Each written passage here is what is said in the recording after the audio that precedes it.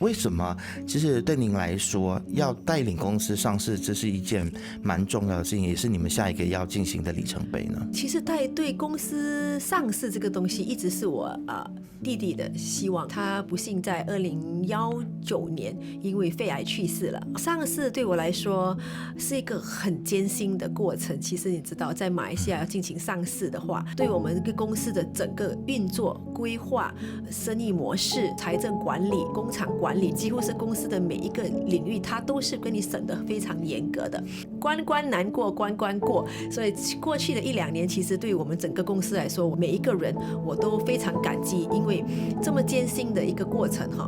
很多人都一路陪我们走来，然后就是一关一关的过到今天我们拿到了那个批准，会在21号上市，所以这是一个很不容易的过程。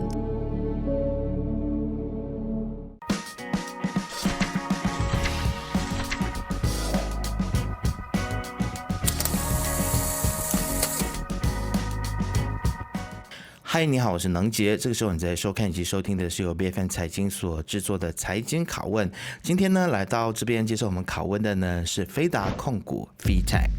那飞达控股呢是马来西亚唯一结合生产汽车座椅以及这个座椅套代工的一家公司因为我们知道其实马来西亚大部分的公司嘛，要么就是它只生产这个汽车座椅要不然就是只是生产座椅套，但是他们是唯一一家公司是两者都有生产的他们计划在5月21号呢在大马交易所这个创业板上面来上市通过首次公开售股呢，以每股80 cent 要来筹集11466万令吉。那么根据官方预计，这个上市之后呢，这个市值会达到了67456令吉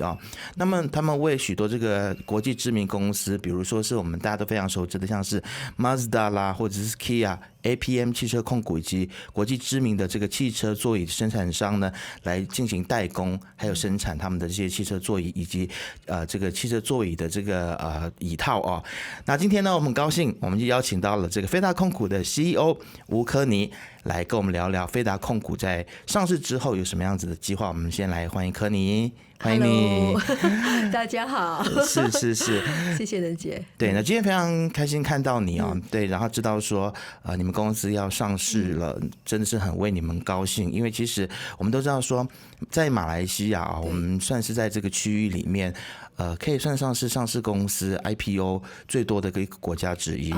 对，所以知道有公司要往前迈进一步，我们都是为你们高兴的但是我们当然也是要在这里呢，来为所有的潜在的投资者来好好的来拷问您一下，就是看您以及你的公司有怎么样子的一些的规划是值得我们期待的但在这个之前呢，可否先请您来跟我们介绍一下这个飞达究竟是一个怎么样子的公司？这间公司的起源是什么？你们的主要的业务是什么？好。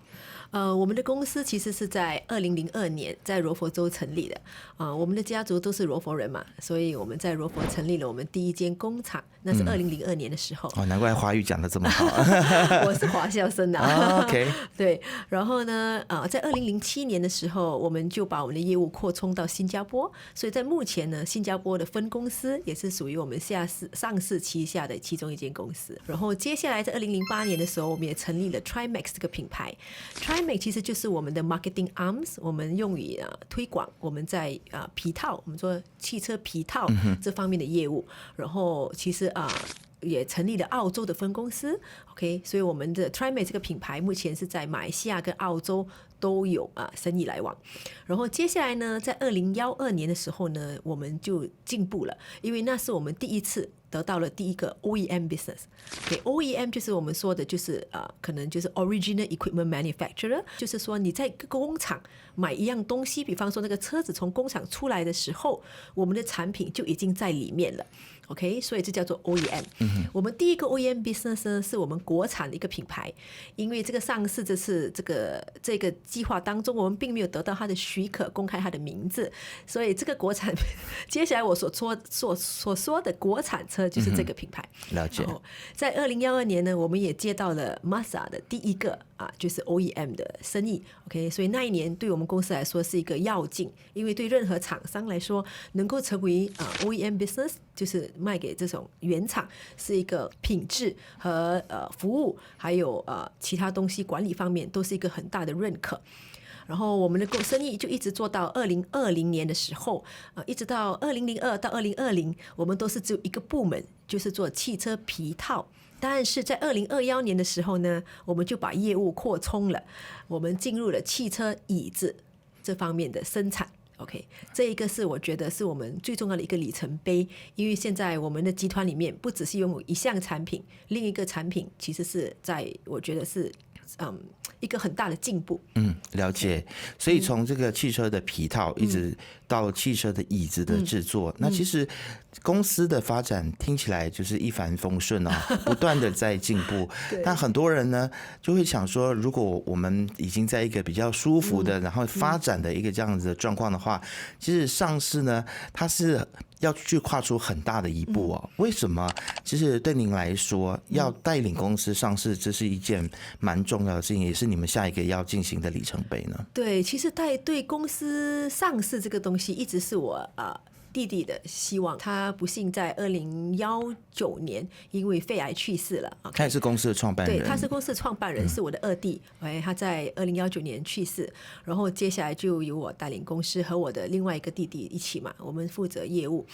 然后呢，上市对我来说是一个很艰辛的过程。其实你知道，在马来西亚要进行上市的话，审计就是 Security Commission， 就是我们的 SC 嘛 ，BUSA， 对我们公司的整个运作规划、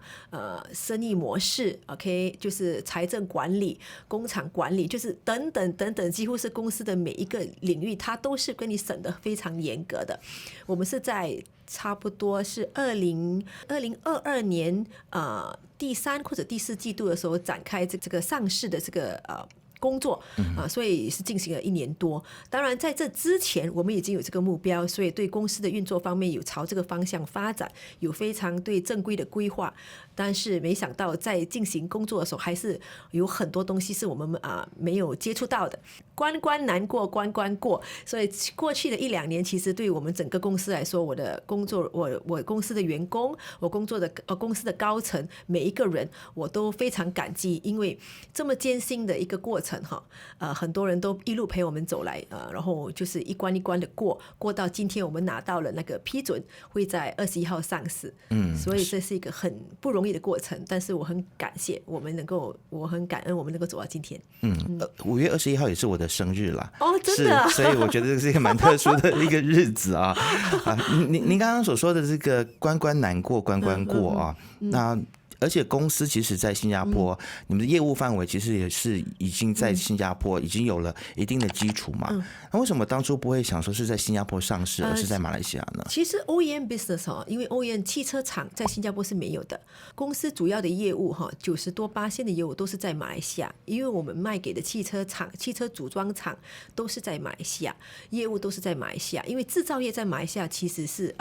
肯定比新加坡更加的适合的。新加坡只是我们一个门市后售，然后卖给一些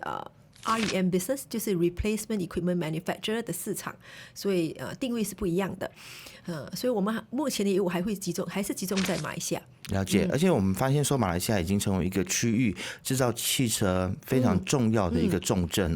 包括我们是看到在 Kulim 那边，然后也看到很多的这个中国的汽车的品牌也逐渐的进驻到马来西亚所以我看到其实刚刚介绍的时候有提到了几个品牌都是你们的客户，包括马自达，包括是 Kia，看起来都是日韩的品牌还有我们国产的品牌。那接下来是不是也会思考说来跟中国的品牌进行接洽，来看看有没有合作的机会呢？对，目前的情况就是我觉得马来西亚汽车市场处在一个非常特殊的情况，百花齐放，就是很多汽车品牌都开始进驻马来西亚，所以这是几年前没有看到的一个荣景。目前我们公司的业务在椅子那方面呢，我们有刚才能杰说的，我们有马自达，我们第一个顾客其实是 Kia 起亚，我们目前生产的是它的 Carniva 嘉年华还有 Sorento 这2个牌子的椅子，还有它的皮套。第三个我们目前在生产的就是 Mazda CX-30这个车款。对，然后其他的东西呢，我们接下来会在1-2个月内，因为现在已经是5月了嘛 ，OK， 应该是第2季度我们应该会生产 Peugeot 标志 Peugeot 408，OK，Peugeot 408这款车是刚刚在我们汽车市场刚刚发布而已，刚刚发布，对，是这个项目我们已经拿到了。目前很多报表上还没有看到，是因为我们还没有达到营收嘛，所以很快，我觉得今年年尾的报表应该会看到这方面的营收。另外一个汽车品牌，中国汽车品牌，我们也拿到了他的合约，但是因为我也是得不到他们，还没得到他们的许可要公布名字，所以我们在汽车整椅子方面呢，其实有2个，一个欧洲跟中国品牌已经是我们的客户了。了解，好，那您刚才所提到的这个营收的部分呢，我们可能也可以来讨论一下。其实过去几年你都表现得不错哦，这个净收入的部分呢，在2022年是1.26亿嘛，那增加到这个2023年增加到了2.11亿啊。对，可不可以跟我们分享一下，究竟是什么样子的因素呢？是为公司带来这样子的一个成绩？对，首先我们先把部门分开看，第一个部门就是我们做的皮套。OK 皮套部门在过去3年都是有增长，但是增长其实幅度并没有你想象的这么大，就是因为有增长，但是刚才你所说的其实是已经结合了汽车椅子那部分。汽车椅子那部分呢，在2022年的时候，我们的营收应该只有19个 million， 但是在2023年的时候我们的汽车椅子那部分已经到了81个 million。对，所以我觉得因为增加了一个部门 ，OK， 所以我们的营收方面也得到了很大的增长。了解，那其实我相信这个也肯定是员工非常乐见的，因为公司有很多的这种不断往前进的发展啊。那其实刚刚我们在开录之前，你做了一个动作，我有留意到，就是你在现场拍照片，你说你要拍给你的团队看啊，可不可以来跟我们介绍一下你自己的团队？就是其实公司跟团队之间的一个关系，我感觉上是很像蛮紧密的。对，我觉得一个公司不可能只有管理层OK，其实每一个人就算是不论多小就算是一个车工，就是在岗位上进行就是在车皮套的那种外籍劳工都是很重要的，每个人都有他自己的职位 ，OK， 每个都要各司其职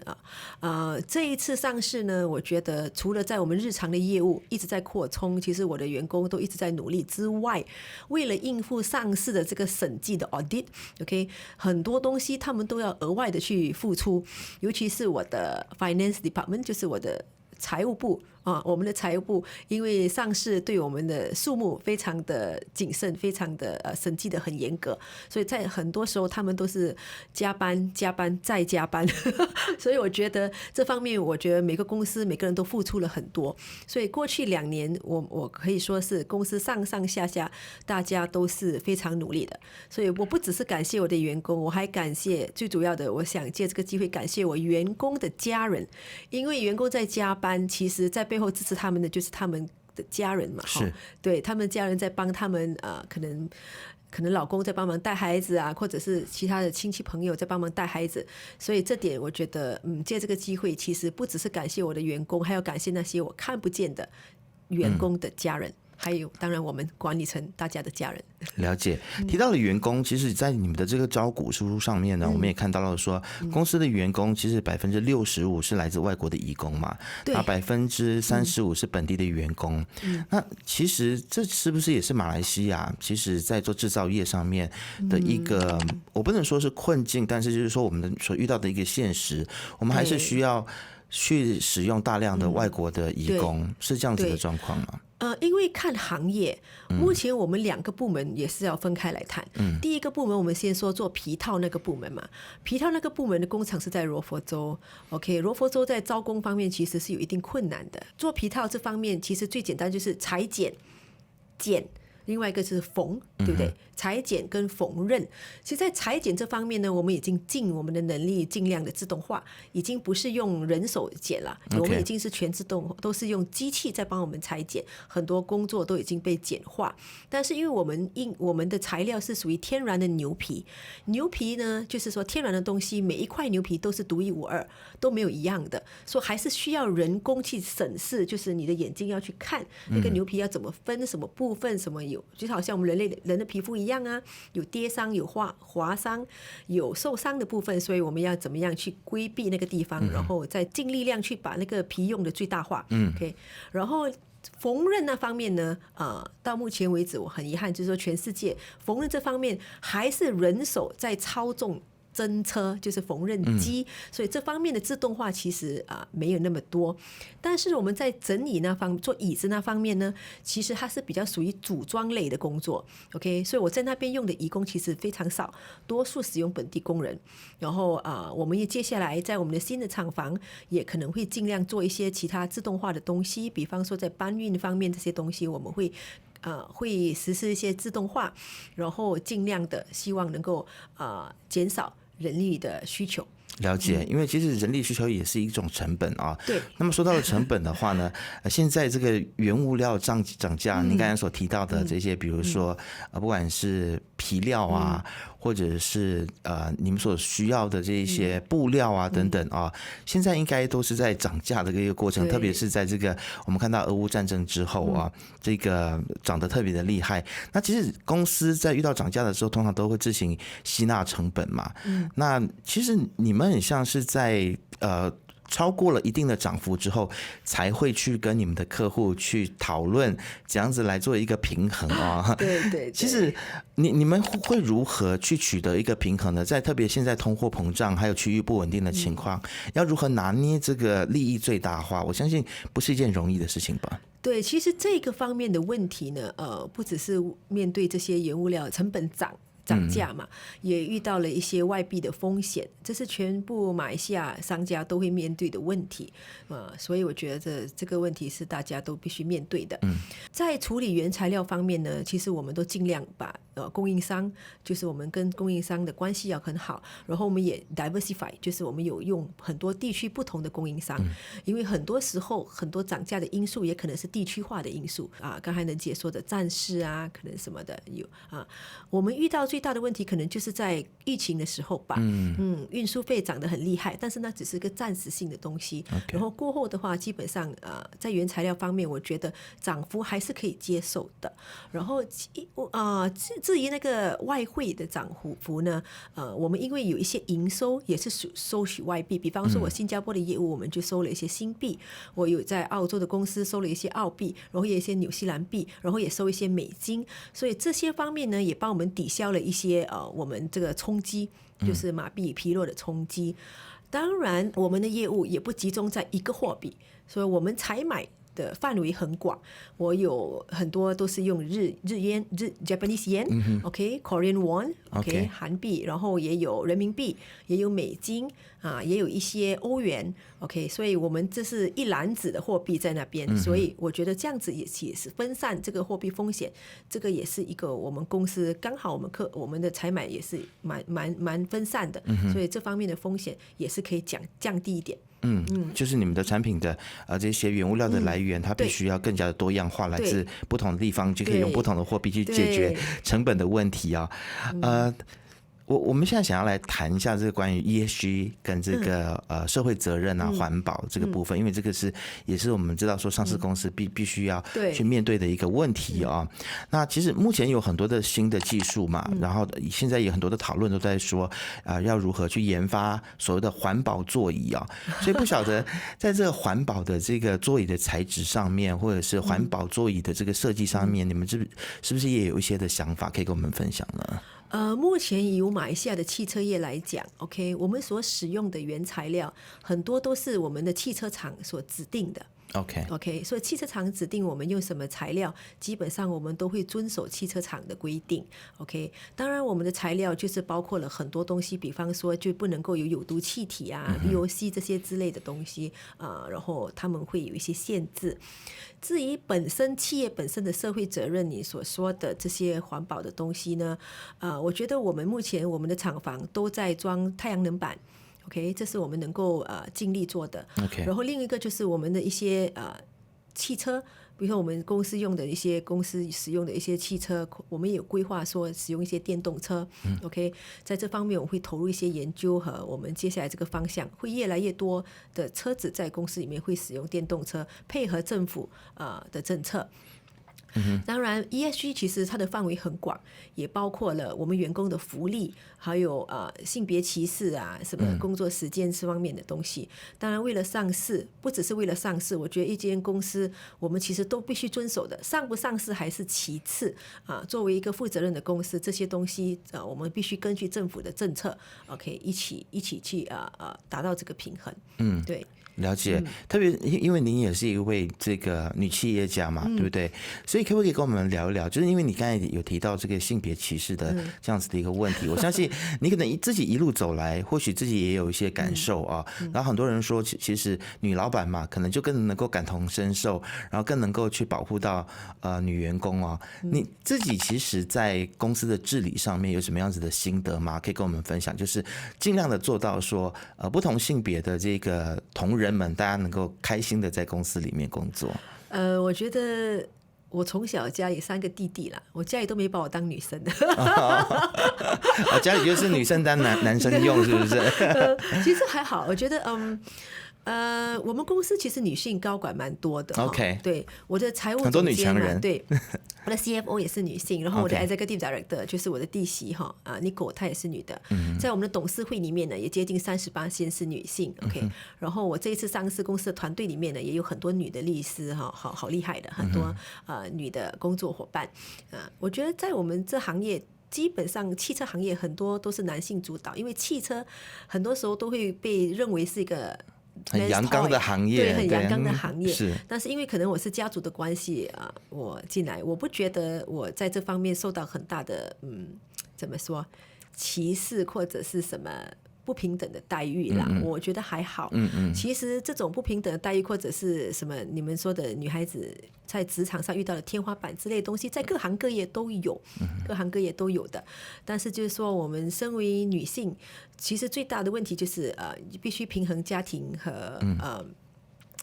事业嘛 ，OK，所以这点是我们必须努力的。其他东西我觉得还好。OK， 好，来到今天的节目最后呢，可能还是要请您来分享一下未来公司有什么样子的一些发展嘛？那其实我们知道嘛，就是5月21号当天就要来上市了啊。那是不是也借着这个机会呢，来给潜在的这一些股民们或者是投资人们来信心喊话一下？对，我是首先感谢能杰邀请我到这个节目，还有这边很多优秀的工作人员一起把这件事情完成。我想说就是谢谢大家花时间来听这个 podcast 或者这个 video 我们从一个私人公司就是 Sendirian Berhad 进步到一个上市公司，我们家族目前还是会拥有78%的股权，所以我们会非常努力，不让大家失望 ，OK， 尽量把生意做好。好，那么今天非常谢谢 Connie 来到我们的节目当中那希望下次有机会，等你们上市之后呢，公司有一些什么新的进展，再请您回到我们节目当中再来跟我们聊天。谢谢你。好的。好，那不晓得大家对于这间公司有怎么样子的想法呢？你对于马来西亚这样子一家的独特的公司，它的汽车座椅跟皮椅同样都是这家公司来制造，在马来西亚是非常少见的。如果你有什么样子的意见或想法呢，都欢迎大家都可以在下面留言给我们。现在 YouTube 观看的观众呢，一定要记得按赞、订阅、开启小铃铛，就可以看到每次我们最新的影片。我们下次见。